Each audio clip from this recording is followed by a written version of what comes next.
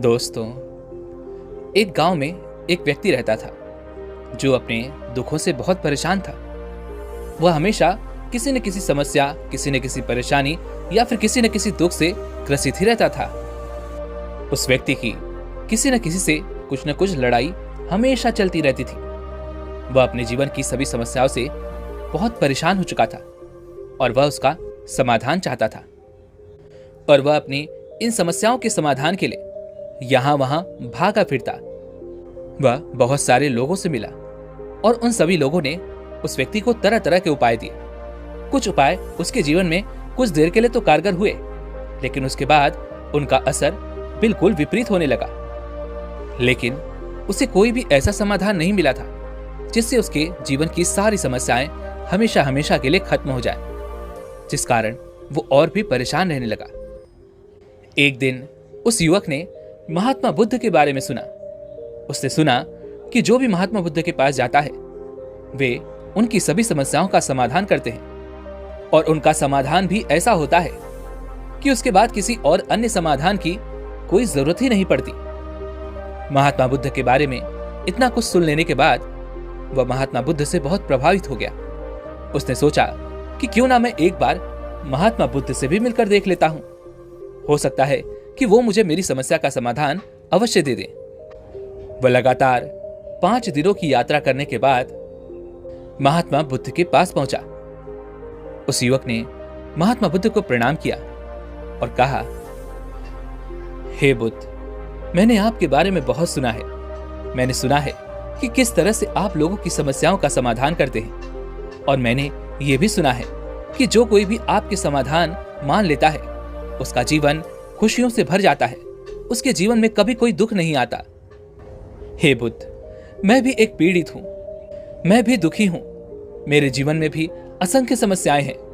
जब भी मैं किसी एक समस्या का समाधान करता हूं तो मेरे जीवन में कोई दूसरी बड़ी समस्या आन पड़ती है। इस तरह से एक के बाद एक समस्याएं मेरे जीवन में लगी ही रहती हैं। मैं चाहे उनका कितना भी समाधान करने का प्रयास क्यों न कर लूं, लेकिन वो समस्याएं मेरे जीवन से कभी नहीं जाती। इसलिए हे तथागत, मैं आपसे कुछ ऐसा समाधान जानना चाहता हूं जिसे करने के बाद मेरे जीवन से सारी समस्याएं हमेशा हमेशा के लिए समाप्त हो जाएं और बार बार मेरे जीवन में ये समस्याएं ना खड़ी हो पाए। उस युवक की ये सारी बातें सुनकर महात्मा बुद्ध उस युवक से कहते हैं, भंते, मैं तुम्हें तुम्हारी समस्याओं का समाधान अवश्य बताऊंगा, लेकिन उससे पहले मैं तुमसे ये जानना चाहता हूं कि क्या मैं जैसा तुमसे कहूंगा तुम वैसा करोगे? मुझसे कोई प्रश्न तो नहीं करोगे? महात्मा बुद्ध का यह जवाब सुनकर वो व्यक्ति तुरंत ही सोच में पड़ जाता है और काफी कुछ सोच विचार करने के बाद वो महात्मा बुद्ध से कहता है, हे बुद्ध, आप जैसा कहेंगे मैं वैसा ही करूंगा और मैं आपसे कोई प्रश्न नहीं करूंगा, लेकिन कृपया करके आप मुझे मेरी समस्या का समाधान बताएं। तभी महात्मा बुद्ध उस युवक से कहते हैं, भंते, मेरे पास कुछ बीज हैं, इन्हें तुम रखो।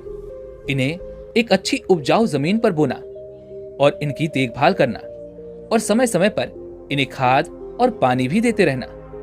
पूरी मेहनत के साथ तुम्हें इनका ख्याल रखना होगा, लेकिन मेरी एक बात और ध्यान रखना कि इन्हें अंकुरित होने से तुम्हें रोकना होगा, इसे पौधा बनने से तुम्हें रोकना होगा, और ना ही इन बीजों से यह वृक्ष का रूप ले पाए। लेकिन साथ ही साथ तुम्हें इसका ध्यान भी रखना है और पूरी ईमानदारी के साथ तुम्हें इसकी देखभाल करनी है। वह युवक महात्मा बुद्ध की यह बात सुनकर बहुत अचरज में पड़ गया। वह यह सोचने लगा कि भला यह कैसी बात हुई? यदि मैं यह बीज किसी अच्छी उपजाऊ जमीन पर बोऊंगा, उसे पानी दूंगा, खाद दूंगा और उसकी देखभाल करूंगा, तो उसे अंकुरित होने से भला कौन रोक सकता है? कहीं ऐसा तो नहीं कि महात्मा बुद्ध मुझे बेवकूफ बना रहे हों, या फिर उनके पास मेरी समस्या का कोई समाधान है ही नहीं, इसलिए वह मेरे प्रश्न से बचना चाहते हैं।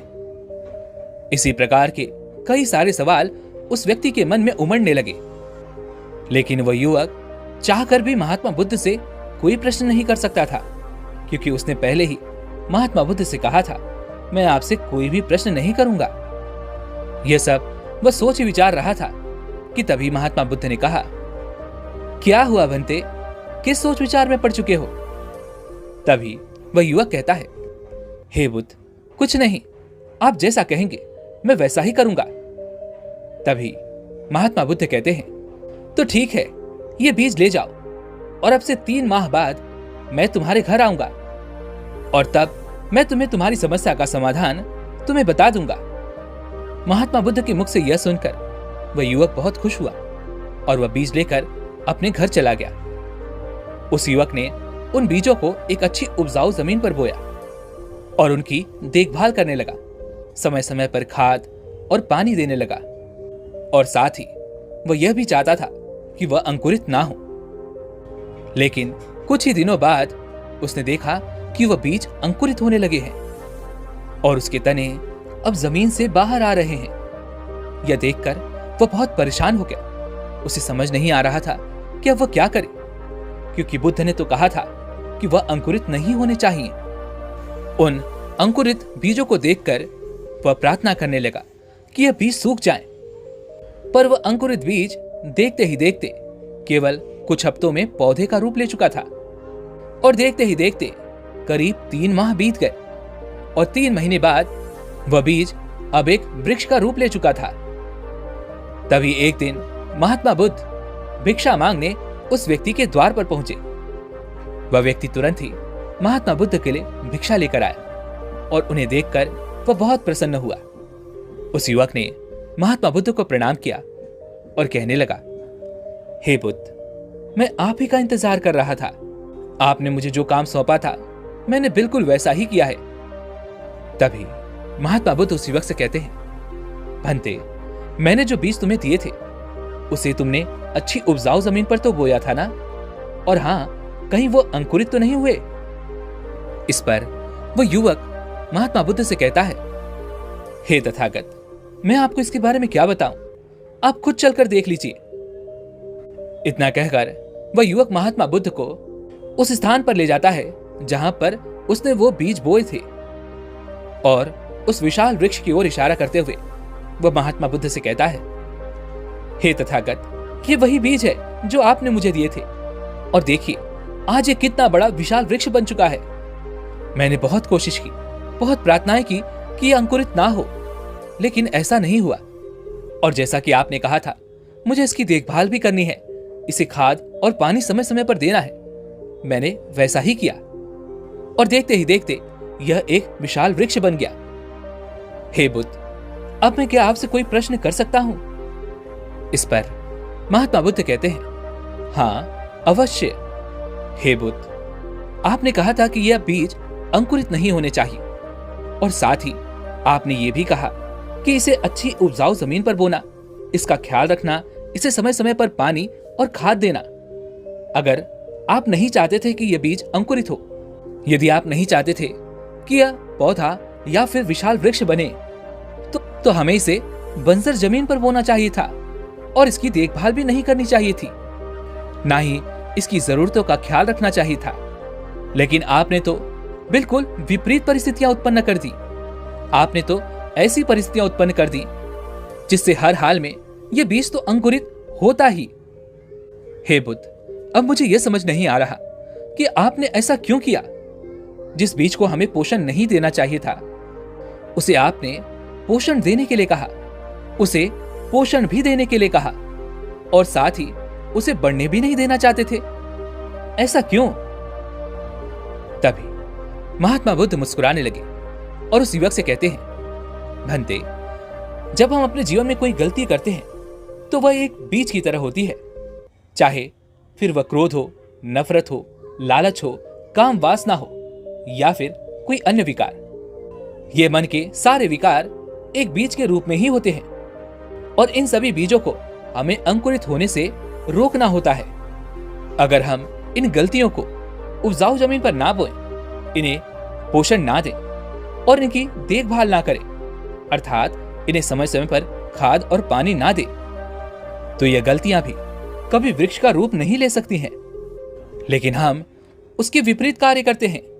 हम इन गलतियों का ख्याल रखते हैं, इन्हें समय समय पर पानी और खाद देते हैं और साथ ही इसे एक ऐसी उपजाऊ जमीन पर बो देते हैं जहां पर इसका पनपना तय है। हम अपनी उन गलतियों का ख्याल रखते हैं, उसे कभी नहीं भूलते, उसे लगातार पोषण देते ही रहते हैं और वह गलती एक दिन अंकुरित हो ही जाती है और देखते ही देखते पौधा और फिर एक विशाल वृक्ष का रूप ले लेती है। और फिर कुछ ही समय बाद उस वृक्ष पर तरह तरह की समस्याओं के अनगिनत फल उगाते हैं, जिसमें दुविधा, चिंता, परेशानियां, विपरीत परिस्थितियां और अनेक प्रकार की समस्याएं होती हैं। और इसी कारण हमारा पूरा जीवन एक छोटी सी गलती के कारण समस्याओं से घिर जाता है और फिर वह वृक्ष जो हमने ही लगाया है उसके नीचे छोटे छोटे अनगिनत पौधे भी उगाते हैं और देखते ही देखते वह भी एक विशाल वृक्ष का रूप ले लेते हैं। इसी प्रकार से एक गलती से दूसरी और दूसरी से तीसरी गलती होती ही चली जाती है और हम उन गलतियों के कारण अनेक प्रकार की समस्याओं से घिरते चले जाते हैं। और जब हालात हमारे विरुद्ध होने लगते हैं तो हम परेशान हो जाते हैं, चिंतित हो जाते हैं। तब हमें अपनी समस्याओं का कोई समाधान नजर नहीं आता। इस पर वह व्यक्ति कहता है, हे बुद्ध, आप जो कुछ भी कह रहे हैं वह सब कुछ सत्य है, लेकिन क्या आप मुझे साफ और स्पष्ट तौर पर इसे समझा सकते हैं? तभी महात्मा बुद्ध उस व्यक्ति को समझाते हुए कहते हैं, भंते, मान लो कि कोई व्यक्ति है जिसे क्रोध आता है, वो छोटी छोटी बातों पर क्रोधित हो जाता है, तो उस व्यक्ति को अपने क्रोध को समझने की आवश्यकता है। हमें उस पर नियंत्रण पाने की आवश्यकता है, लेकिन हम मनुष्य उस पर नियंत्रण नहीं पाते, बल्कि हम उस क्रोध को आने देते हैं और उसे खुद पर हावी होने देते हैं। फिर उसके बाद हमारा वह क्रोध किसी न किसी व्यक्ति पर अवश्य निकलता है। उसके बाद हमारी आपस में कुछ कहासुनी हो जाती है और जिससे हमारे अहंकार को चोट पहुंचती है और फिर हम एक दूसरे को नुकसान पहुंचाने का प्रयास करते हैं और फिर एक के बाद एक इसमें और भी लोग शामिल होने लगते हैं और फिर यह बात बढ़ते बढ़ते इतनी बढ़ जाती है कि वह एक दूसरे को नुकसान पहुंचाने से भी पीछे नहीं हटते और कभी कभी तो बात जीने और मरने तक भी आ जाती है। भंते, तुमने देखा किस प्रकार क्रोध का एक छोटा सा बीज देखते ही देखते एक विशाल वृक्ष का रूप ले चुका है, जिसकी जड़ें गहराई तक पहुंच चुकी हैं और अब उसे उखाड़ पाना बहुत मुश्किल है। यदि तुम उस वृक्ष को ऊपर से ही काटोगे तो वह वृक्ष एक बार फिर से पनपने लगेगा, वह एक बार फिर से विशाल वृक्ष का रूप ले ही लेगा। भंते, ठीक इसी प्रकार हमारे जीवन में भी छोटी छोटी गलतियों के कारण हम तरह तरह की समस्याओं से घिर जाते हैं और हम उन छोटी छोटी गलतियों पर ध्यान नहीं देते, उन्हें अंकुरित होने से रोकने का प्रयास तक नहीं करते और फिर वही छोटी छोटी समस्याएं सच में हमारे सामने विकराल रूप लेकर खड़ी हो जाती हैं, जिसे देखकर हम घबरा जाते हैं, हम डर जाते हैं और हम उस समस्या का सामना तक नहीं करना चाहते। हम उससे भागने का प्रयास करते हैं, उससे बचने का प्रयास करते हैं, लेकिन कभी भी अपनी उन समस्याओं का समाधान नहीं करना चाहते। तभी वह व्यक्ति कहता है, हे बुद्ध, आप सत्य कहते हैं, उन समस्याओं का इतना विकराल रूप लेना, इसकी कोई भी आवश्यकता नहीं थी, लेकिन ऐसा हमने होने दिया है और अब वह बड़ी समस्या के रूप में हमारे सामने खड़ी है। हे बुद्ध, हमारे साथ यही होता है, हम छोटी छोटी समस्याओं को बड़ा कर लेते हैं और फिर समस्याएं ही समस्याएं हमें चारों ओर नजर आती हैं। परंतु हे तथागत, अब जबकि समस्याएं उत्पन्न हो चुकी हैं और उन्होंने विकराल रूप ले भी लिया है, तो अब हमें क्या करना चाहिए? अब हम उन समस्याओं से कैसे बाहर निकल सकते हैं? तभी महात्मा बुद्ध उस युवक से कहते हैं, भंते, जो वृक्ष तुमने लगाया है, यदि यह वृक्ष तुम्हें नहीं चाहिए, तुम्हें लगता है कि यह वृक्ष तुम्हारे लिए समस्या है, तो तुम इसे किस प्रकार खत्म करोगे? तुम इसे हटाने के लिए क्या क्या उपाय कर सकते हो? इस पर वह व्यक्ति कहता है, हे बुद्ध, अगर मैं इसे ऊपर से काट दूं तो यह एक बार फिर से पनप उठेगा, इसलिए हमें इसे जड़ से उखाड़ना होगा, तभी यह पूरी तरह से समाप्त हो सकेगा। तभी महात्मा बुद्ध कहते हैं, भंते, तुम सही कह रहे हो, लेकिन एक बात और याद रखना कि यह जो वृक्ष है यह अब एक विशाल वृक्ष का रूप ले चुका है और इसकी जड़ें अत्यधिक गहराई तक जा चुकी हैं।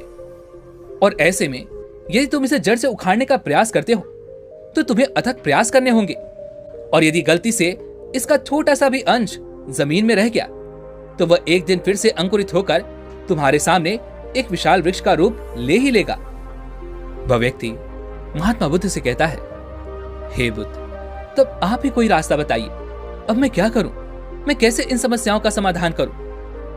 तब महात्मा बुद्ध कहते हैं, भंते, जब हम किसी वृक्ष को लगाते हैं, अर्थात जब हम किसी बीज को अंकुरित होने के लिए जमीन में बोते हैं, तो हमें उसे पोषण देना होता है, पानी देना होता है, सही समय पर खाद देनी होती है।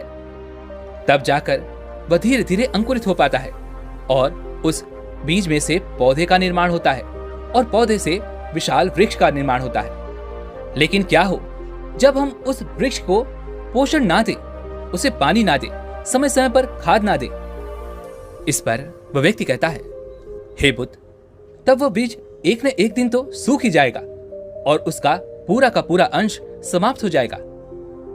तभी महात्मा बुद्ध कहते हैं, ठीक उसी प्रकार हमारे मन के विचार भी एक बीज की तरह ही तो हैं, जिन्हें हम लगातार पोषण देते रहते हैं और उन्हें और भी ज्यादा मजबूत बनने में हम उनकी मदद करते हैं। लेकिन जब हम उन्हें पोषण नहीं देंगे तब वो सारे विचार खुद ब खुद समाप्त होने लगेंगे।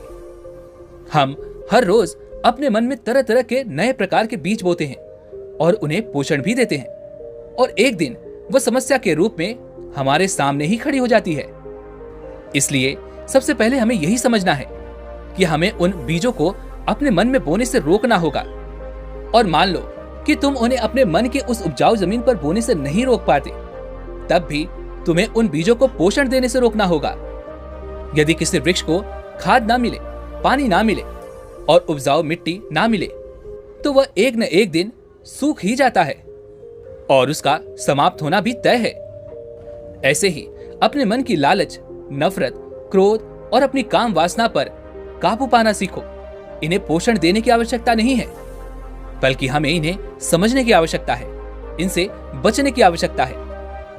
अन्यथा यदि तुम इन्हें पोषण देते रहोगे, लगातार इनके बारे में सोचते रहोगे, तो यह हमारे जीवन की सबसे बड़ी समस्या बनकर हमारे सामने ही प्रस्तुत हो जाएंगी और फिर हम कुछ नहीं कर पाएंगे। इसलिए इन विचारों पर काबू पाओ, इन्हें नियंत्रण में रखो, इन्हें पोषण देना बंद करो, अन्यथा हमारा ये जीवन समस्याओं का घर बनकर ही रह जाएगा। महात्मा बुद्ध के मुख से ये सारी बातें सुनकर उस व्यक्ति की आंखों में आंसू आ गए। वह तुरंत ही महात्मा बुद्ध के चरणों में गिर पड़ा और हाथ जोड़कर उनसे कहता है, हे बुद्ध, आप सत्य कहते हैं। हम खुद ही अपने जीवन को दुखी बनाते हैं, हम खुद ही अपने जीवन में दुख के बीज बोते हैं, और जब ये बड़े हो जाते हैं, ये जब विशाल समस्या का रूप ले लेते हैं, तब हम यहां वहां भागने लगते हैं, हम इसका समाधान ढूंढने लगते हैं, और हो ना हो हम इसे केवल ऊपर से ही काटते हैं। सुबह उठने के बाद और रात को सोने तक हम केवल अपनी समस्याओं के बारे में ही सोचते रहते हैं, इन्हें लगातार पोषण देते रहते हैं, जबकि हमें तो अपना ध्यान समाधान की ओर करना चाहिए। और यही कारण है कि हम दिन भर समस्याओं में उलझे रहते हैं, चिंताओं से मुक्त नहीं हो पाते। कभी हम आंख खोलकर ये नहीं देखते कि बाहर का मौसम कितना अच्छा है, चारों तरफ हरियाली है, ठंडी ठंडी हवाएं बह रही हैं। हम इन्हें कभी महसूस ही नहीं करते। हम अपनी प्राण शक्ति को महसूस नहीं करते, हम अपने आप को महसूस नहीं कर पाते। बस दिन भर हम भागने में लगे रहते हैं। हम मनुष्य एक ऐसी दौड़ का हिस्सा हैं जो कभी समाप्त ही नहीं होती। जीवन भर बस चलती ही रहती है, चलती ही रहती है, और हर कोई इस दौड़ में आगे होना चाहता है, जीतना चाहता है। और यही कारण है कि हम जीवन भर एक दूसरे से डरते रहते हैं, और इस डर का कभी कोई समाधान हो ही नहीं पाता। हम कभी भी अपने इस डर से निकल ही नहीं पाते, क्योंकि हमारा सारा ध्यान तो इस डर पर है, ना कि इसके समाधान पर। लेकिन हे तथागत, आपने मुझे मेरी समस्या का समाधान दे दिया, इसके लिए मैं आपका कोटि कोटि आभारी हूं। इतना कहकर उस युवक ने महात्मा बुद्ध को प्रणाम किया। उसके बाद वह दोनों अपने अपने रास्ते पर आगे बढ़ चले। दोस्तों, वैसे आपने आज की इस वीडियो से क्या सीखा, वो मुझे आप कमेंट में जरूर बताइएगा। इसके साथ में उम्मीद है कि आपको आज की ये वीडियो भी पसंद आई होगी। तो इस वीडियो को ज्यादा से ज्यादा लाइक और ज्यादा से ज्यादा लोगों तक पहुंचाने में हमारी मदद करें, अर्थात इसे शेयर करें। और अगर आपको हमारी ये वीडियो अच्छी लगती है तो चैनल को सब्सक्राइब और घंटी बटन को भी जरूर दबा दें। तो चलिए मिलते हैं इसी एक और वीडियो में, तब तक के लिए अपना ख्याल रखें। धन्यवाद।